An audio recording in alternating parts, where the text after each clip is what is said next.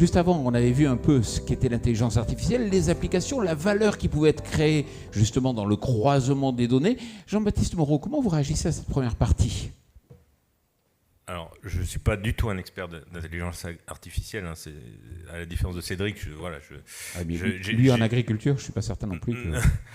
Je ne sais pas, mais voilà, mais c'est très intéressant ce qu'on a entendu lors de cette première partie. Et bon, j'ai déjà assisté à des exposés de Cédric, notamment quand il a présenté son rapport à l'Assemblée nationale. Je pense que l'intelligence artificielle est une grande chance pour l'agriculture, mais en préalable, ce que je voulais dire, c'est qu'on a... Et ça peut être très utile, notamment aux agriculteurs, comme on le disait, sur la prédictibilité de certains modèles. Alors, bon, j'ai pas les talents mathématiques de Cédric, j'ai une formation d'ingénieur agronome, donc j'ai fait un peu de maths quand même dans ma vie, mais aujourd'hui, ce qui empêche le plus, à mon avis, le développement de l'intelligence artificielle en agriculture, c'est la mise à disposition des données, et c'est, on va dire, le croisement des données, puisque aujourd'hui en agriculture, et notamment les agriculteurs enregistrent un grand nombre de données sur leurs exploitations, que ce soit en production de céréales ou en élevage, ou quels que soient les... Mais chacun a son logiciel, chacun a ses données chez lui, en transmet une partie à une base nationale. En élevage, c'est la BDNI, c'est un certain nombre de choses, mais il n'y a jamais de croisement entre ces différentes données, jamais de croisement entre ces différentes bases. Il y a des propriétés à différents niveaux entre les données, et je pense que l'intelligence artificielle serait particulièrement pertinente pour les producteurs en premier, d'ailleurs, hein, au-delà de tout ce qui est banque et assurance, où effectivement on comprend bien l'intérêt qu'elle peut avoir, mais même pour les producteurs dans la prédiction de récolte, prédiction de rendement, dans un certain nombre de choses qui seraient analysées de façon intéressante, mais il faudrait qu'elles puissent bénéficier de l'ensemble des données. Et aujourd'hui, c'est un peu le frein, moi, que je vois au développement de l'intelligence artificielle, et ce frein qu'il faudrait lever absolument, à savoir la mise en commun des données. Et ne serait-ce que, comme disait monsieur, par rapport aux filières, aujourd'hui, on a une demande de traçabilité. Ne serait-ce que ça pour revenir à autre chose que l'intelligence artificielle, mais au niveau de traçabilité, il y a une demande du consommateur d'avoir une traçabilité depuis le producteur jusqu'au consommateur.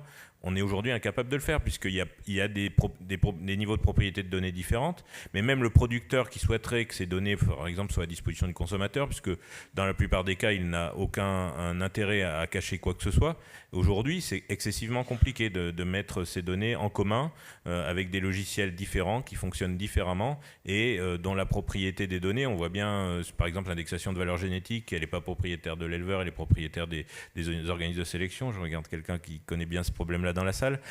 Donc voilà, il y a des niveaux de propriété différents de données qui empêchent en fait la mutualisation de ces données et leur efficacité, parce qu'aujourd'hui, pour la donnée, elle ne sert à rien si elle n'est pas exploitée derrière et si elle ne sert pas à la fois au producteur pour améliorer ses conditions de production et à la fois au consommateur pour savoir ce qu'il consomme.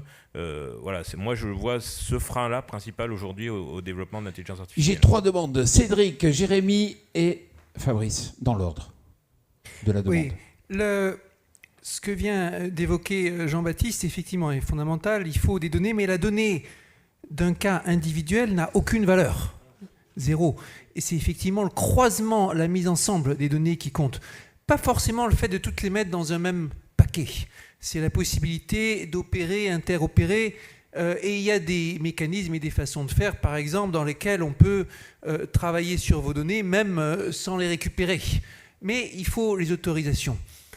Et le premier thème qu'on voit encore et encore, qu'on a vu au long du rapport, c'est cette importance de mettre en place des plateformes de données sectorielles, c'est-à-dire qui s'intéressent à un secteur d'activité donné, un cas d'usage donné, qui soit aussi large que possible.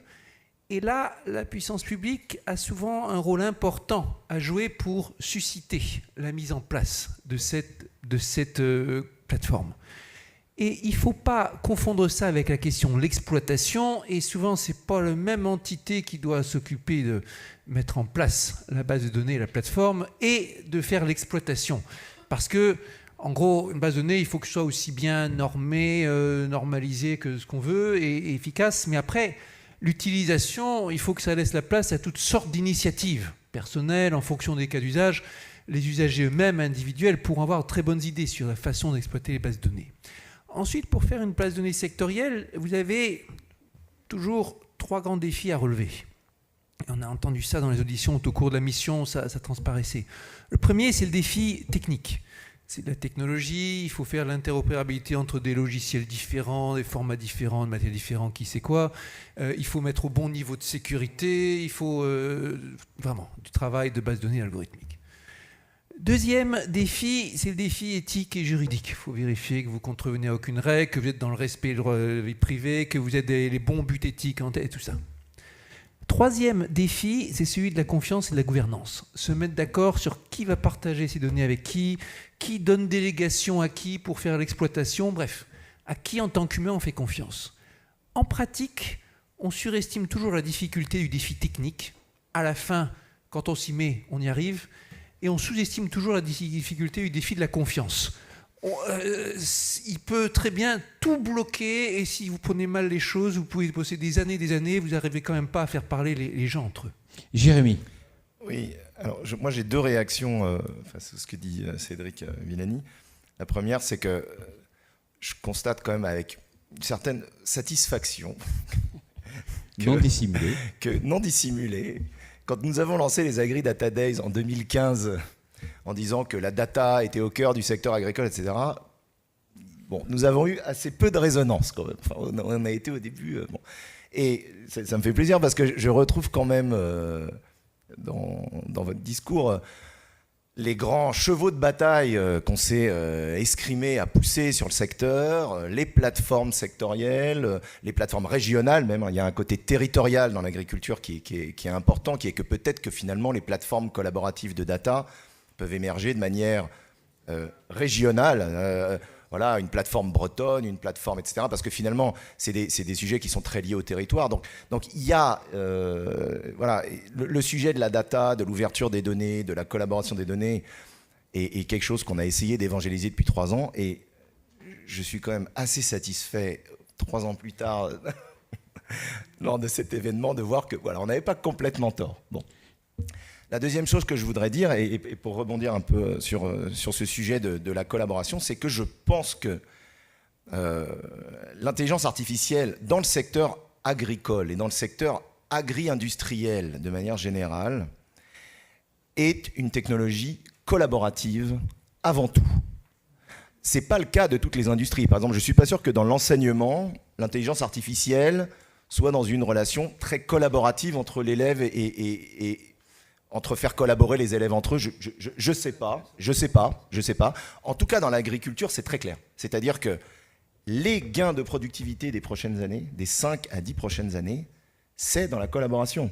Aujourd'hui, la sous-performance que vous trouvez sur les chaînes agri-industrielles, c'est des problèmes de collaboration, c'est des problèmes de silotage de métiers, des problèmes de silotage d'expertise, des problèmes de silotage de données. C'est les ventes de grains qui ne sont pas alignées avec la collecte de grains, c'est, comme je vous l'ai dit tout à l'heure, l'approvisionnement de pommes de terre qui est très difficile à faire pour une industrie agroalimentaire qui, elle, est déjà outillée.